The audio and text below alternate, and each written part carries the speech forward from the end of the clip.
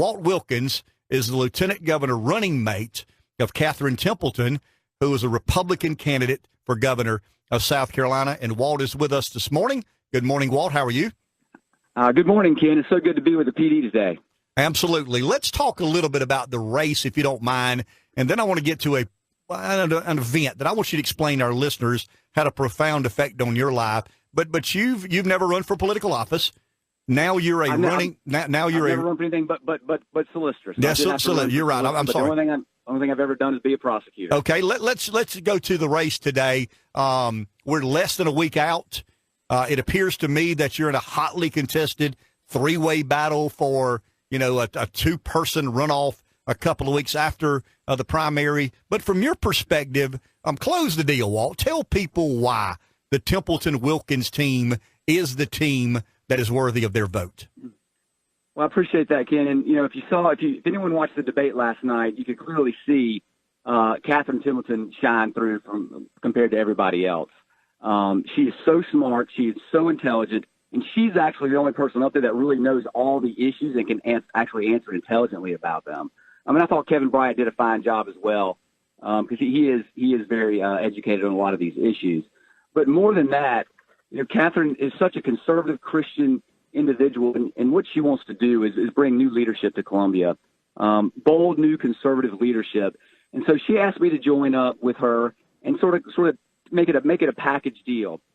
She's advised Fortune 500 companies, and she learned so much when Nikki Haley asked her to come in there and actually do something good for South Carolina, actually trim some fat off the government, actually go in and make DHEC work for the people. Actually make labor licensing and regulations work for the people, fighting Obamacare, taking on illegal immigration. And so Nikki Haley she was Nikki Haley's hired gun. And she gave him 4 years, and 4 years she accomplished so much. She wasn't an elected official. She was a hired gun to go in there. And now she left. And after much thought and contemplation, she realized, wow, that place needs a lot more work. And so she wants to continue what Nikki Haley has done for this state. We got an interim coach right now, and the head coach went up to New York to serve her country, and we need a new head coach. And Catherine Templeton certainly is that person to take on all those challenges. And Ken, I've been fighting bad guys for over a decade now. I've taken on corrupt politicians. I've taken on MS-13 gangs, you name it. And so she's asked me to join her ticket to go in there and help her take on Columbia, to help her take on the good old boys. Getting things done down there, I've seen personally, is oftentimes extremely difficult. You run into backlogs.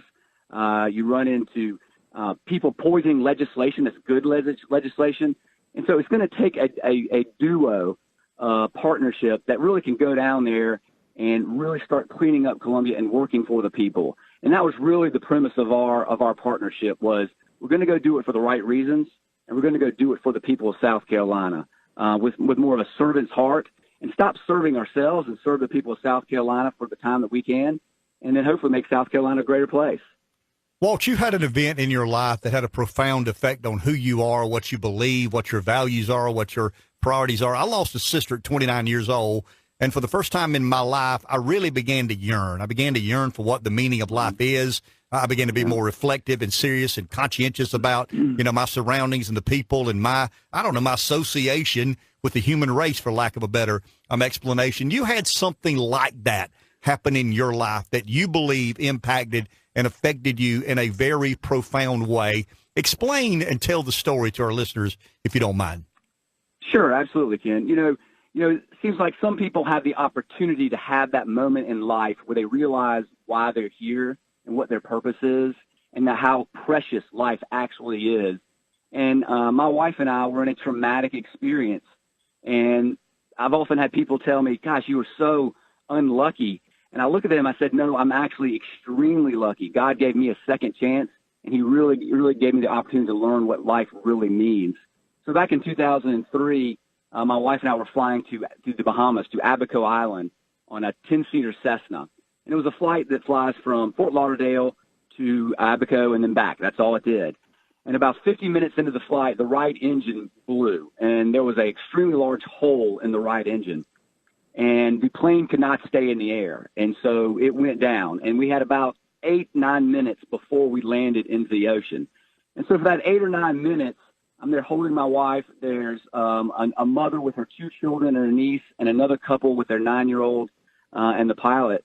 And we had about 9 minutes knowing that we were going to crash into the ocean. So it was a very traumatic, profound time to say goodbye to your brand new wife you just married the day before, to hold her tight and pray with total strangers around you that everything is going to be okay. Well, by the grace of God, we landed that plane on its belly, and from what I understand, most planes cartwheel once they hit water because the waves, the wings catch the waves and they cartwheel and it just breaks up into a million pieces. And that day, this plane did not do that. It stayed on its belly, and it allowed us to stop in the water without flipping over and to exit that vehicle. But it was chaos, Ken. It was survival. The waves were quite big, 4 to 6 foot waves, and we were trying to exit the plane. Life jackets were scarce, and the plane was sinking. And so we all were able to exit, but unfortunately, the mother of those 2 children did not survive, and her niece, who was 3 years old, did not survive the plane crash. And so we found ourselves in the water with 2 children and their deceased mother.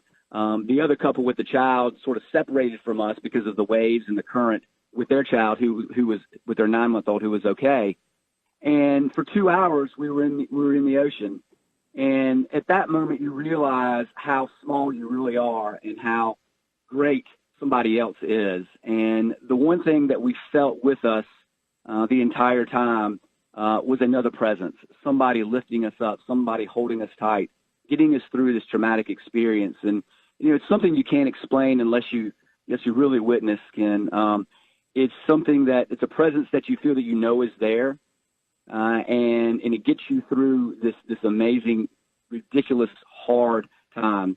At one moment, my wife's purse drifted by, and we could see the bill for the flowers that we had at our wedding. It was a beautiful wedding with beautiful flowers, and I imagine we had 50 conversations about the flowers and what time we were going to get it, how much we could spend on those, and did it meet our budget.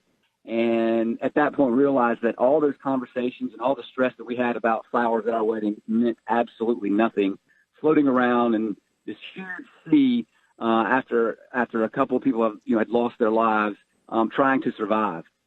And fortunately, by the grace of God, the Coast Guard came after about 2 hours, and they sent the baskets down from the Coast Guard helicopters and lifted us up into those and flew us to Freeport. But it really has defined my wife and I, and she's really the true hero who really took care of these 2 young children who were the ages 5 and 7 who had just lost their mother, and keeping them, occupied, their mind off what was going on. And they were getting extremely hyperthermic. They wanted to go to sleep. Their lips were getting blue. So we were in a dire situation, and I'm not sure how much longer we would have lasted out there. But fortunately, the Coast Guard came and rescued us. And it really puts a profound sense of appreciation for life and making big decisions in what you're going to do with your life, and really love life and take it for what it's worth. And it also sort of defined my Christian faith. If you don't believe, don't have a strong faith in God now, come talk to me, because I have felt that presence, and it's something that will always be with me and my wife, and it's something that still is with us today. And it seems like it was just yesterday. And we also have to face our fears. I've had to fly around, and it's extremely stressful sometimes. But you have to live life and take it forward and do what you think God is calling you to do, and that's what we're doing today. Walt, how do you believe that event shaped your I don't want to say your political ideology? I mean, obviously that's something we hash out internally and introspectively. I guess what I'm asking is, as you prepare to potentially become the Lieutenant Governor of South Carolina, how has that life lesson, that incredible moment in time, prepared you and helped you become a better person and eventually, hopefully, a better Lieutenant Governor? Yeah, it has really defined me as not as a person, but certainly as a Christian. Being out there and putting things in perspective. and finding, what really is life about? Why am I here, and what is God's purpose for me? And it's really helped me realize that to look for those signs when God is sort of opening doors or giving you signs about what he needs you to be doing in this life, because he's ultimately in control. My eyes are much wider open. And my wife and I, the second thing we do is we don't sweat the small stuff. You really can't worry about the minor things, the little things, because there's so much more important things out there. And my wife and I talked about the opportunity when Catherine asked me to be her running mate, we sat down and had a long conversation and really decided, I'm very happy being the solicitor. I love being in that role, and I've gotten pretty good at it now, and it's a great job, and it's something that I'm very passionate about. But she said, sometimes the Lord puts things in your lap for you to go do and pursue, and this seemed like a way that I could join her and really go and broaden my abilities and take on more leadership roles for South Carolina so that we can make it a better place. It was something profound and tragic that my wife and I went through. You really go and you do things for the right reasons, and you do it with a pure and true heart. I'm certainly not running as her running mate for any glory, any self-adulation, or anything like that. I'm going to make South Carolina better because I love South Carolina, and this is my home, and I want to make it the best place that I can. And I know that I'm not going to have the energy or the passion to be able to go do that forever. It's a short lifespan. And I often say, I've got a gas tank. And when my gas tank's empty, you're going to see me wave goodbye and say, thank you so much. I hope I made a great contribution to my state, but my gas tank is empty and I've got to take a left turn and go do something else for me or my family or whatever it is. And I think that's a great thing. But for the moment, my gas tank is full, and I want to have the opportunity to go and help Catherine lead South Carolina, make it a better place, and hopefully we can look back at all the accomplishments that we've made. Well, that's very well explained. And having said that, I want our listeners to know Walt and I don't have this, real close friendship. I guess we would be, acquaintances in some weird way. But having run for lieutenant governor, there's a bit of a, Rev, you talk about the fraternity as people that have run and seek statewide office. It is an unspoken friendship and almost mutual admiration you have one for another. The Wilkins family was incredibly gracious to me when I was a no-name from nowhere. I mean, imagine somebody running for lieutenant governor from a town with no stoplight, and Walt's family embraced me, welcomed me, supported me, helped me connect with people in their, as we say in the country, neck of the woods, to support my campaign and candidacy. And my loyalties are very true and real. I'm probably a loyalist to a fault. So I would ask our listeners, and I mean this with the utmost respect, consider the Templeton Wilkins team. Once again, I'm a loyalist. The Wilkins family was incredibly gracious and kind to me when I was a nobody from nowhere, seeking the office that Walt is now in line for. And Walt, from me to you and your family, I appreciate the kindness and generosity you folks showed me, and I think you're going to do just fine in the PD. Well, thank you, Ken, and we appreciate everything you do. Thank you very much. Walt Wilkins, running mate for Republican gubernatorial candidate Catherine Templeton. We'll take a break. We'll be back after the break. I do want to one last time thank McCall Farms for their support of this feeble attempt at Radio Brilliance. Back in a minute.